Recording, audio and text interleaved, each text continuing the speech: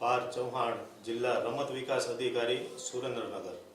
ચાલુ વર્ષે પણ સુરેન્દ્રનગર જિલ્લાનો સુપ્રસિદ્ધ તરણેતર મેળાનું આયોજન થનાર છે।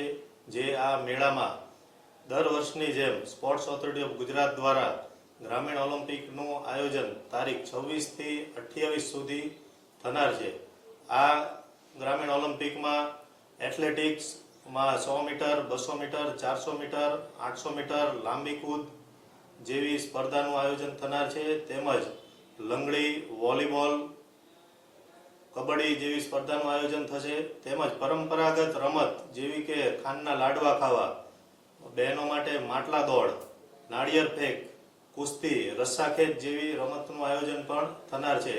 આપ સૌ આ લોકમેળામાં પધારો અને ગ્રામીણ ઓલિમ્પિકમાં ભાગ લઈ અને સ્પર્ધા દરમિયાન તમામ ખેલાડી જે ભાગ લે છે તેઓને સરકારશ્રી દ્વારા પ્રોત્સાહિત કરવામાં આવે છે। તેમજ વિજેતા ખેલાડીઓને રોકડ પુરસ્કાર અને પ્રમાણપત્ર તે જ સમયે સ્પર્ધા પછી એનાયત કરવામાં આવે છે।